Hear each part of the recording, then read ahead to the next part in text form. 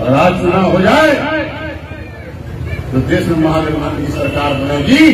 अगर हमारी सरकार बनती है तो 15 अगस्त को 1 करोड़ लोगों को नौकरी देने का काम करेंगे।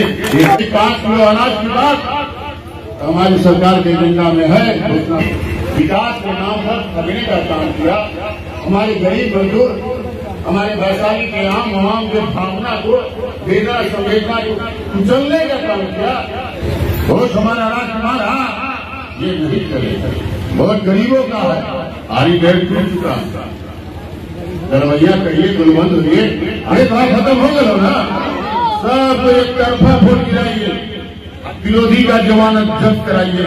इसी के साथ आपका बहुत बहुत धन्यवाद और दबाएं बेल आइकन हमारे वीडियो सबसे पहले देखने के लिए। सारे लोग बलबंद हो रहे, गलबैया कर रहे हैं। विरोधी के पास वोट नहीं है, जमीन खिसक चुका है, जो है सुहावना घूम रहा है। और एक बात और आपको गंभीरता से बता देना चाहता हूँ, तो 2 फेज में चुनाव हुआ हमारे यहाँ। 2 फेज का चुनाव हो चुका है। फर्स्ट में सेकेंड फेज का 102 वोट और 188 या 87 इतने सीट का चुनाव हुआ। 8% वोट कम गिरा है। वो कौन वोट कम गिरा है?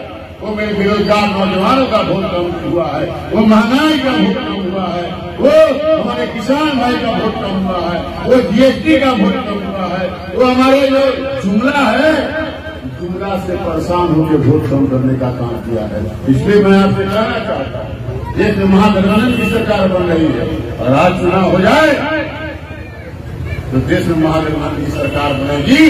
और हमारे महागठबंधन का घोषणा पत्र है, हमारे नेता का घोषणा पत्र है, हमारी पार्टी का घोषणा पत्र है। ठीक कार से भाई, अगर हमारी सरकार बनती है तो 15 अगस्त को 1 करोड़ लोगों को नौकरी देने का काम करेंगे। ये गारंटी है, ये मोदी का गारंटी नहीं है, हमारे नेता की गारंटी है। जो 17 महीने में 5 लाख लोगों को नौकरी देने का काम किया। हम सब जानते हैं मोदी को नहीं बहुत सा नौकरी मिला होगा और आज में बहुत सा नौकरी लड़का को मिला होगा नौजवानों को। इसलिए मैं कहना चाहता हूँ, हमारा घोषणा पत्र है, 24 योजना है, परिवर्तन पत्र है, हमारे महागठबंधन का, हमारे पार्टी का घोषणा पत्र है। घोषणा में 15 अगस्त को 1 करोड़ नौकरी, दूसरी हमारे हर महिला को रक्षाबंधन पर 1-1 लाख रुपया और 200 यूनिट बिजली हर घर को फ्री। जो सिलेंडर आज 1200 में आप देते हैं वो 500 में मिलेगा।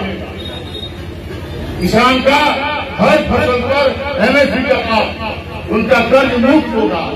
जो पुराना पेंशन योजना है वो लागू होगा। अग्निवीर जो हमारे मिलिट्री आर्मी में नौजवान जाते हैं 4 साल के लिए, उसको ब्रेक करके परमानेंट करने का काम करेंगे। जो हम लोग को वृद्धा पेंशन मिलता है देश के मापदंड के आधार पर, कहीं 2000 है, कहीं 8600 भी है, वो मिलने का काम करेगा। कहीं 5 किलो अनाज की बात हमारी सरकार के एजेंडा में है, घोषणा पत्र में है, कि उसको डबल ही करके देने का काम करेंगे। इसलिए मैं आप तमाम नौजवानों को कहना चाहता हूँ,